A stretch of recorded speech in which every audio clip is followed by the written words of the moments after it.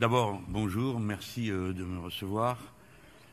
Je voudrais remercier le président de l'Union des maires pour la démarche spectaculaire qu'il a fait au moment des parrainages avec une marque d'ouverture d'esprit qui fait honneur à l'association. J'espère que les leçons en seront tirées pour l'avenir. Aucun d'entre nous n'a jamais réclamé un tel privilège. Il a été attribué aux élus dans les circonstances historiques dont vous vous souvenez sans doute. Et puis, pour finir, je suis parfaitement capable de comprendre toutes les difficultés que soulève la méthode du parrainage, qui est souvent assimilée à du soutien. Et compte tenu de la difficulté que nous avons déjà à rassembler des équipes communales, à faire en sorte qu'on puisse bénéficier d'une autorité qui repose sur une certaine relaxation des rapports politiques entre deux élections municipales, je comprends que ce soit difficile. Cependant, c'est comme ça. Et je ne peux cacher une certaine amertume à avoir dû perdre tant de temps à collecter des parrainages plutôt qu'à faire campagne. Et pour l'avenir, vous savez, j'ai déposé une proposition de loi qui est qu'on puisse faire un parrainage républicain et citoyen. Voilà, comme ça la question serait réglée. Alors, après ces remerciements, j'en viens à l'objet de notre rencontre. Je m'avance marchant sur des œufs, avec le sentiment d'être peut-être perçu comme un personnage iconoclaste. 18 années de présence dans un conseil municipal et dans un conseil départemental, 2 fois président de groupe, m'ont habitué, ou en tout cas initié, aux subtilités qui sont les nôtres à ces échelons de la démocratie française. Mais je suis de tradition jacobine et je le reste. Malheureusement, le jacobinisme est souvent confondu avec le bonapartisme, avec lequel il n'a rien à voir. Imaginez-vous que la Constitution de 1793 prévoyait qu'une loi ne s'appliquerait pas si le tiers des départements n'en voulait pas. Imaginez qu'on propose une chose comme ça aujourd'hui. On n'appellerait pas ça du jacobinisme, on l'appellerait autrement. Je ne sais pas comment, ça serait une idée assez étrange, peut-être faut-il la proposer. Mais ce qui me frappe avant toute chose, c'est que je ne participe pas du tout de la mentalité qui oppose les échelons de gestion, les compare, imagine leur complémentarité, etc., etc. Tout ce vocabulaire fait fi de l'esprit initial révolutionnaire de 1789.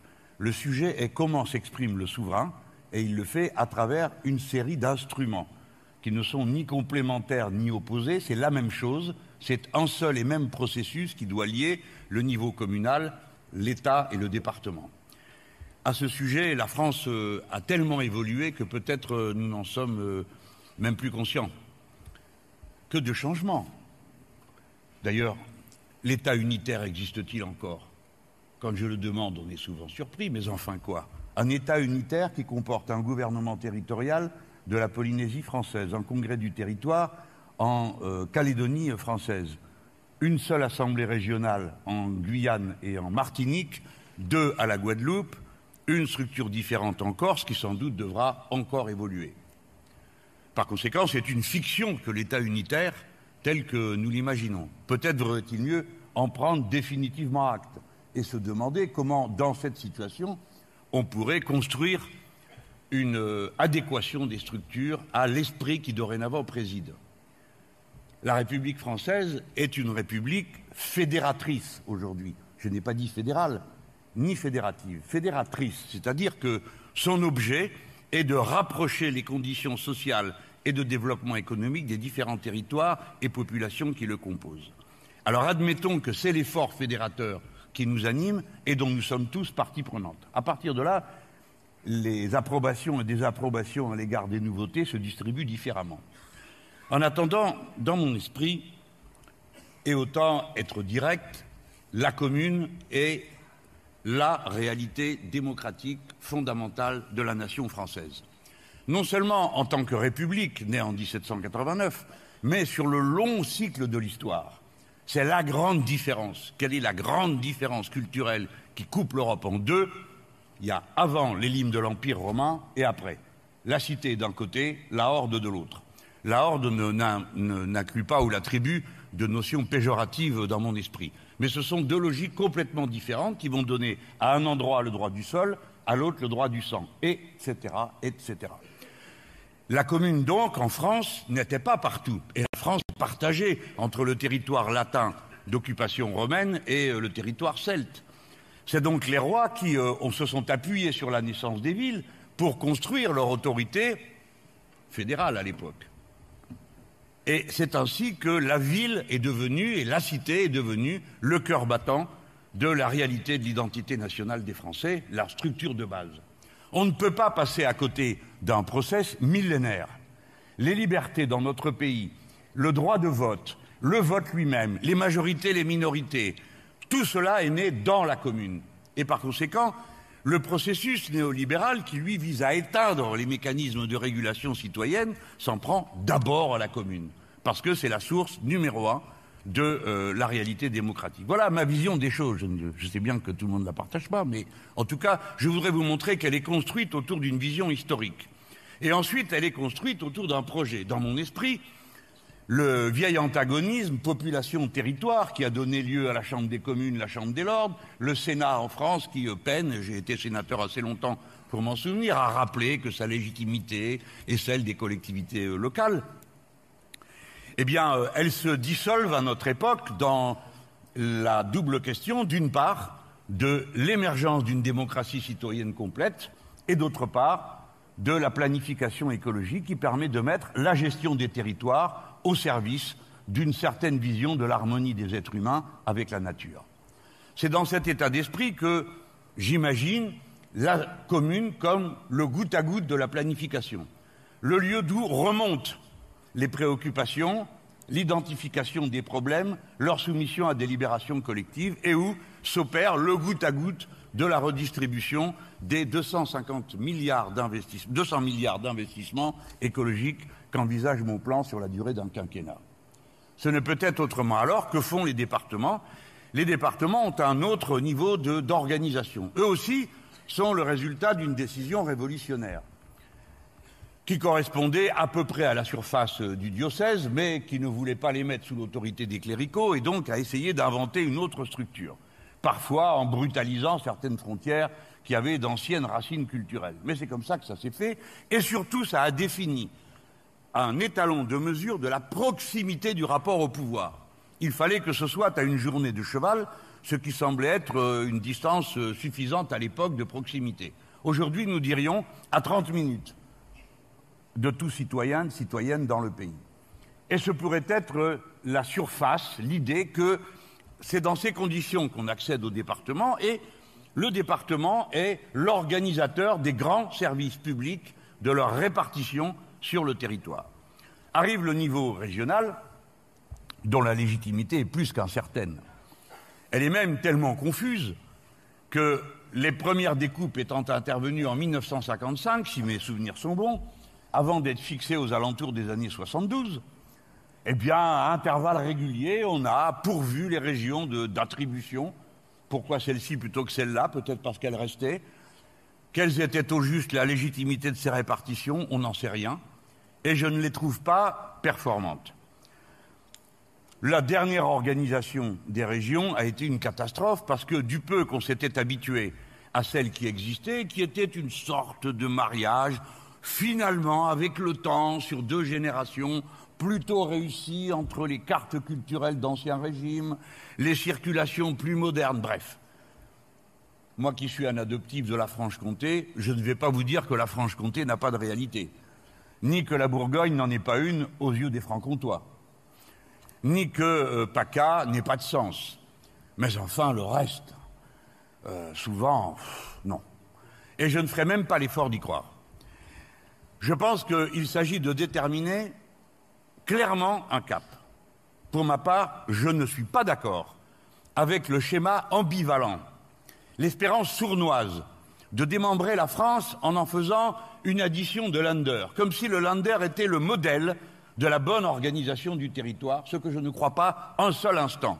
Cela correspond à la vieille histoire allemande, et ces Länder ont des tailles tellement différentes que leur signification démocratique n'est pas la même. J'achève donc en vous disant que dans mon esprit, les régions doivent avoir pour base une réalité écologique et géographique, c'est-à-dire les bassins versants. Et alors vous voyez une manière d'emboîter les différents échelons, car si les régions, 24 bassins versants dans notre pays, 22 régions avant, en même temps elles s'articulent avec des départements dont les 3/4 portent le nom d'une rivière parce qu'ils sont organisés autour d'une rivière.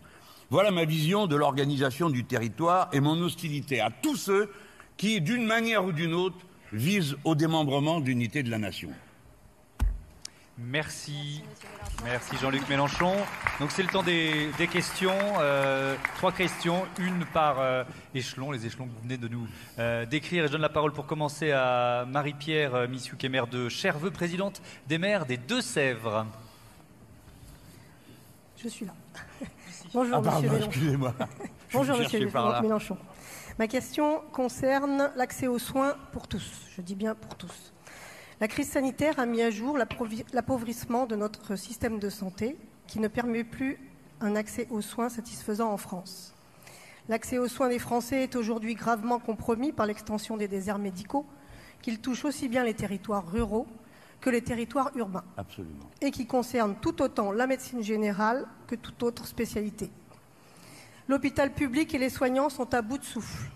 Dégradation des conditions de travail, manque de personnel soignant, surcharge de tâches administratives, gestion difficile des urgences. Monsieur Mélenchon, quelle réforme globale concernant la médecine de ville, la gouvernance hospitalière, la pertinence des ARS, la formation, la répartition des professionnels de santé proposez-vous à court et moyen terme pour améliorer l'accès aux soins de nos concitoyens? Je vous remercie. Merci Madame le maire. Les ARS sont un organisme bureaucratique, inefficace, et dont la vocation a été d'introduire à l'hôpital les normes qui sont celles de la gestion des entreprises considérées comme un modèle. Alors la gestion des entreprises correspond à des normes d'organisation qui ont à voir avec la production et l'échange. Ça n'a rien à voir avec la santé publique. Le premier objectif que je me donnerai est la démarchandisation du secteur de la santé. Ce qui veut dire que, pour commencer, on cesserait la distribution père-noëlique de l'argent public, et notamment celui de la sécurité sociale, qui n'a aucune prise sur le prix des médicaments, aucune prise sur leur implantation en France. Tout ça, ça suffit. Donc il nous faut un pôle public du médicament, je le dis pour commencer, faire la première réserve intellectuelle avec le système actuel. Évidemment, à l'hôpital, terminer la T2A, c'est-à-dire la rémunération à l'acte, qui défigure l'exercice de la profession médicale, la bureaucratise, l'administrative à mort, et surtout la concentre sur une méthode qui consiste à regarder le patient, la personne qui a besoin de soins, comme plus que jamais une chose davantage qu'une personne humaine. L'autre, c'est évidemment la durée moyenne de séjour, autre invention barbare qui résulte d'un regard statisticien sur la durée des maladies et qui aboutit à un partage absurde entre l'hôpital public et la clinique privée des malades qui sont acceptables dans des durées supportables par les uns et par les autres. Tout ça est un tissu de sottises. Le meilleur système de santé du monde a été en quelques années réduit à la situation que vous connaissez, 17 000 fermetures de lits, 5 000 en pleine crise. Et d'ailleurs, certains étant à ce point hallucinés par les tâches qu'ils avaient à accomplir dans la période précédente, en pleine crise, on continuait à dire « Ah ben oui, nous allons fermer des lits ici et là », avant de se faire un peu réprimander, mais il n'empêche que 5 700 lits ont été fermés en pleine crise. Alors, nous avons à faire face à partir de là. Premièrement, une tâche de réorganisation de l'hôpital public. Réorganisation de sa norme interne, réorganisation de sa diffusion sur le territoire. Car la réduction de la présence hospitalière et de ce qui va avec a abouti, plus la désertification, à une situation absolument folle où les urgences deviennent le lieu où atterrisse tout le monde pour telle ou telle raison et on reproche aux gens d'y être. Mais enfin, on n'est pas forcément soi-même capable d'évaluer ce dont on souffre, et quand on souffre, on a toujours l'idée que c'est plus intense que ce que ça apparaît aux autres. Donc, je n'accepte pas la critique qui est faite et la méthode que je juge extrêmement dangereuse, qui consiste à dire que si vous venez aux urgences et que vous n'êtes pas hospitalisé, vous devrez payer 18 €. J'ai toujours pensé, dès que ça a été décidé, que c'était une bêtise immense que d'avoir décidé ça, parce que ça forme une forme de filtre d'accès aux soins. Je termine en vous disant comment faire face au désert médical. Parce que là, c'est une grosse question. Il nous faut, dit-on, 10 ans pour préparer un médecin. Nous sommes en état de pénurie. D'abord, commençons par regarder qui a eu l'idée de cette brillante pénurie. C'était dans les années 70, le numerus clausus. À l'époque, on craignait qu'il y ait trop de praticiens si bien que la médecine libérale deviendrait une activité moins prestigieuse qu'elle n'était avant ou rapportant moins.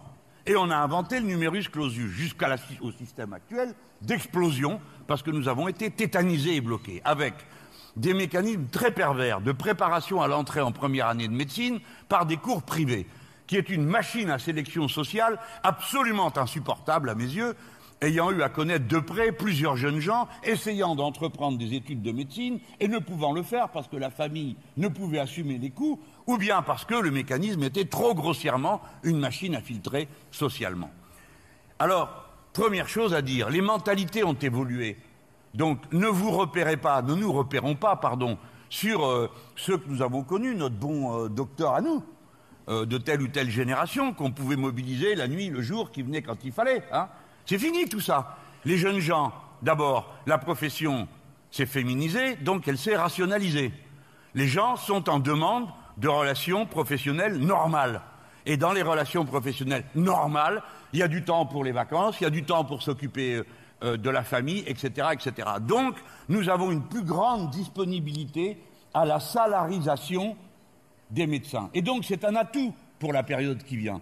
Si nous sommes capables de proposer à des jeunes gens de faire des études de médecine et de leur verser des bourses dès le départ, comme on le faisait par exemple quand on recrutait dans les écoles normales départementales, eh bien nous trouverions le public qui viendrait en force pour devenir médecin. Et nous pourrions commencer à partir de la 2e ou la 3e année, vous savez aussi bien que moi que c'est déjà le cas, à les introduire dans le processus.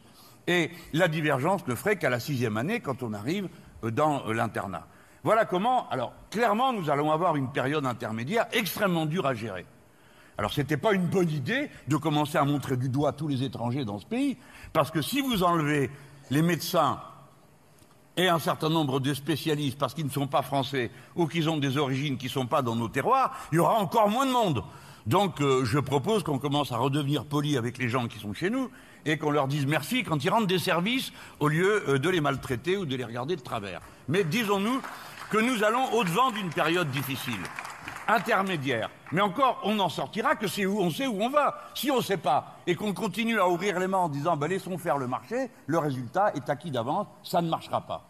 Il faut donc être volontariste, ouvrir des maisons ou des centres de santé qui permettent à plusieurs médecins de participer au travail en étant salariés. Voilà. Bon, c'est pas la peine d'inventer midi à 14h. Les solutions, on les connaît, elles existent déjà dans un certain nombre d'endroits. Il faut les généraliser. Ça s'appelle la généralisation des bonnes pratiques. Ça ne sera pas mon invention de la journée. Elle ne m'appartient pas. On va prendre à présent une nouvelle question d'élu, Monsieur Mélenchon, celle de Christian Poiret, qui est président du département du Nord. Oui, Monsieur Mélenchon. Je suis par ici. Je suis à votre gauche. Mais oui, je vois. Voilà. Ça va faire des jaloux. Non. Simplement, M. Mélenchon, vous nous parlez souvent de 6e République. Quelle est la différence entre la 6e République et la 5e République au niveau des départements? C'est intéressant à avoir votre opinion sur ça. Et il y a un deuxième point qui m'interpelle, c'est en 87, vous nous disiez, la loi NOTE, MAPAM, c'est terminé, je n'en veux plus. On ne l'a pas entendu dans cette campagne encore. Peut-être on va l'entendre, mais pour l'instant, on ne l'a pas encore entendu. Et le dernier point, vous l'avez effleuré, mais vous n'êtes pas allé jusqu'au bout de la démarche, à mon avis, pour qu'on comprenne bien. Quand vous parlez de recomposition dans votre programme, il y a les départements, la région. Ça veut dire que vous faites le conseiller territorial d'un prédécesseur président de la République, je ne citerai pas son nom. Voilà, je pense que c'est intéressant d'avoir ces éclaircissements. Merci à vous. Alors, je vais d'abord ouvrir mon issue de secours. Comme vous l'avez dit, je suis partisan d'une 6e République. Alors, il fallait bien l'appeler, on aurait dit une nouvelle République, ça marquait moins les esprits. 6 à côté de 5, voilà. L'idée, c'est une nouvelle République. Mais là aussi, il y a divergence sur comment on passe à autre chose. Vous avez des gens qui proposent des modifications dont ils vous disent la mine pateline que ce sont des modifications et des réformes. Non, c'est un changement de fond en comble. Mais ils veulent le faire eux-mêmes, à quelques-uns, et puis peut-être le soumettre à référendum. Ce n'est pas ma vision de la chose. Je pense que le peuple français est là permettez-moi de reprendre une certaine gravité, le peuple français doit se refonder. Nous autres Français, nous ne sommes décrits ni par une religion, ni par une couleur de peau, ni même par notre langue, puisque 29 pays ont le français en langue officielle. Nous sommes entièrement décrits par la relation politique que nous avons les uns avec les autres, qui tient en une maxime qui nous est commune, que personne ne discute, et qui nous fut proposée par le grand Maximilien Robespierre, liberté, égalité, fraternité. Le peuple français tient dans ce pacte politique. Et il faut donc qu'à intervalles réguliers, lorsqu'il se perd, lorsqu'il ne sait plus où il en est, comme ce fut le cas au moment de la décolonisation, quand il s'agissait de voir 13 départements français se transformer en une nation indépendante, eh bien, il se refonde à travers une constitution. Parce que nous sommes la nation politique d'Europe. Je fais comme ça pour dire que les Italiens sont peut-être en compétition avec nous. Et que nous sommes le pays des cités et de la citoyenneté et du droit du sol. Le pays a tellement évolué depuis 1958, de tous les points de vue, d'une population rurale à une population urbaine, d'une situation de la relation sociale de la moitié de la population, c'est-à-dire les femmes, au reste de la société, tellement modifiée par plusieurs vagues d'immigration qui ont provoqué une créolisation qui fait peur à certains, mais qui est déjà acquise, qui est déjà faite. Nous sommes passés en 1950 d'un Français ayant chaque Français avait un ancêtre sur 10 qui était en étranger. Aujourd'hui, c'est 1 sur 4. Donc c'est fait. Et nous sommes dans ce moment de tohu-bohu, ça va pas, ça tourne pas bien, on sait plus où on en est. Voilà, alors c'est le moment de se refonder. Voilà à quoi sert la Constitution. La Constituante, elle sert à décrire les droits qu'on se reconnaît les uns aux autres librement. Voilà l'idée que je me fais de la Constituante. Donc je ne vais pas dire ce qu'elle doit faire. Et notamment comment elle va organiser les pouvoirs publics. Donc la seule chose que je pourrais vous dire, c'est comment placer dans une telle circonstance, quelles recommandations je ferai à mes amis et éventuellement à ceux qui voudraient m'écouter. Il ne peut pas être question qu'on continue avec la loi NOTRe et quelques autres horreurs à mes yeux. Parce que, d'abord, il va falloir réfléchir au statut de certains territoires. Alors c'est un jacobin, je vous l'ai dit au début, qui vous parle. Mais, voyez-vous, j'ai observé ce qui se passait en Corse. J'ai fait partie des gens, devant vous, je le fais en toute transparence, qui dans le passé a eu des propos assez sévères sur la Corse. Mais après, moi je suis un démocrate. La République ne vaut que si on l'aime, et si on est prêt à y participer comme elle est. On va pas forcer les gens, c'est impossible. Je l'ai observé dans ma vie, ce que ça veut dire vouloir forcer les gens. L'Algérie, vouloir forcer les gens. La Calédonie, avec la troupe qui cantonnait. Moi, président, jamais je fais ça. Jamais. Jamais. On n'a jamais fait nation avec ce type de méthode. Alors la Corse a voté à 3 reprises pour des élus autonomistes. Et massivement, 3 sur 4 de leurs députés.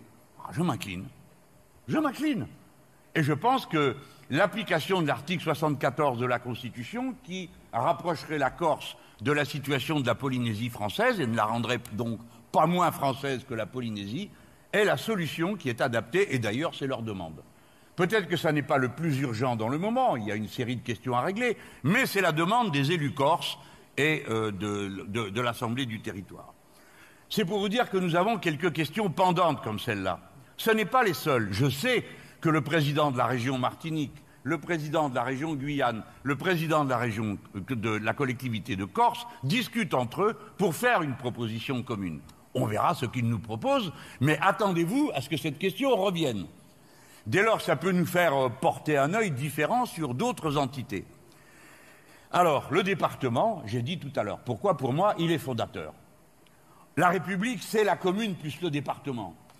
La région, je n'ai pas l'intention de décrier le travail des élus régionaux, c'est pas mon sujet, ni même, je ne sais quoi, de les montrer du doigt, c'est pas le sujet. Mais il faut que ça corresponde à une réalité.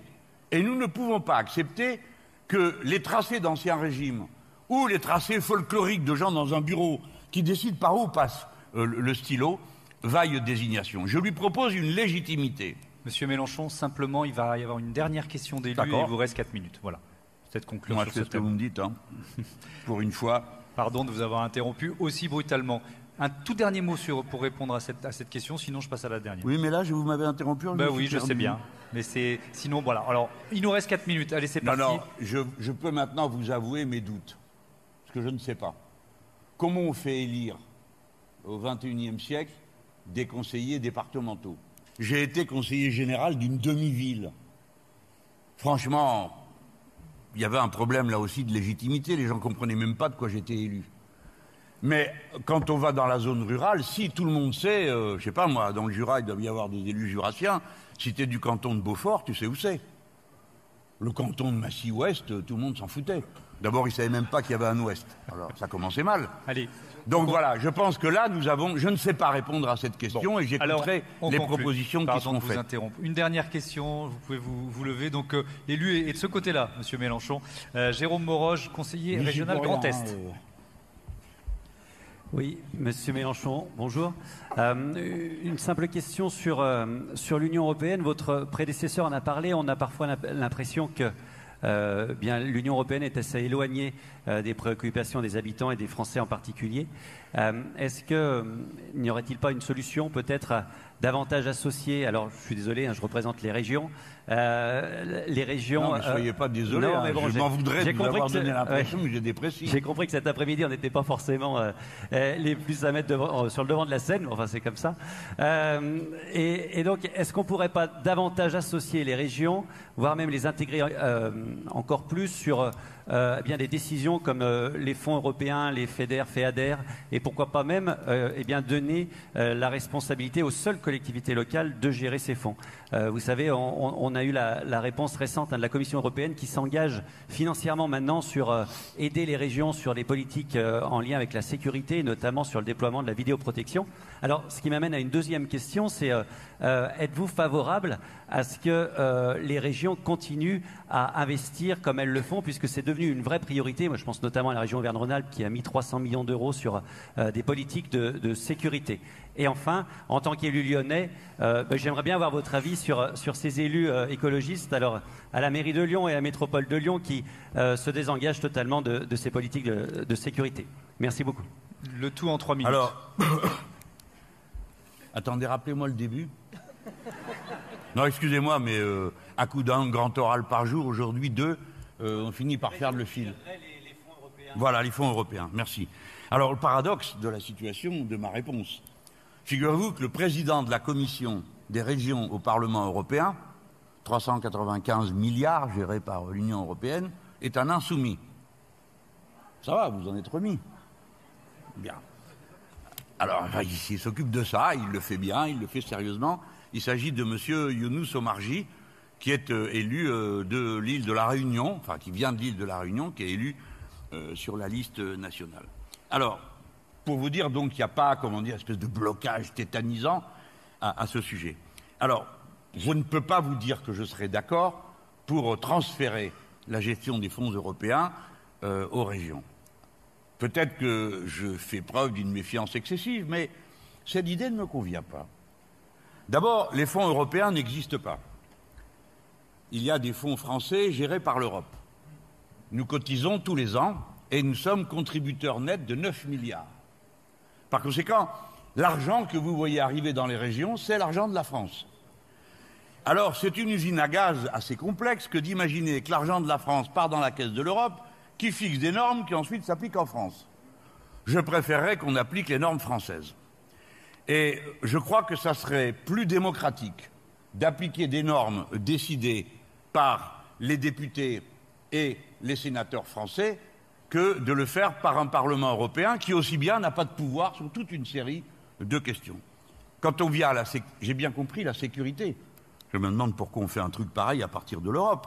Par définition, la sécurité est une responsabilité nationale et de l'État régalien.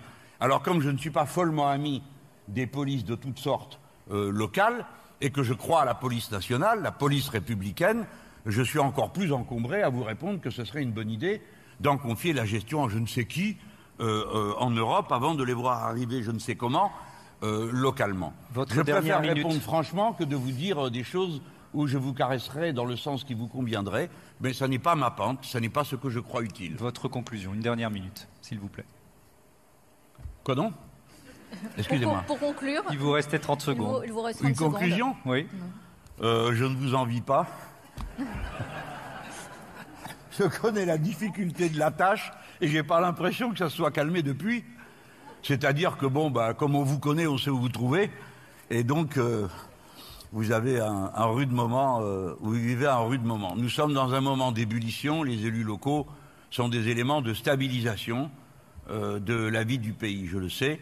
Et quelles que soient les étiquettes politiques, et d'ailleurs, vous avez du mal avec vos étiquettes politiques, la preuve, vu le mal que vous avez à parrainer, ça montre que, bon, dans la population, il faut faire un peu profil bas si on veut arriver à tenir tout le monde ensemble. Et c'est bien notre objectif que tout le monde tienne ensemble. Vive la France et surtout vive la République. Merci. Merci Jean-Luc Vous pouvez repartir Mélenchon. par là. Merci.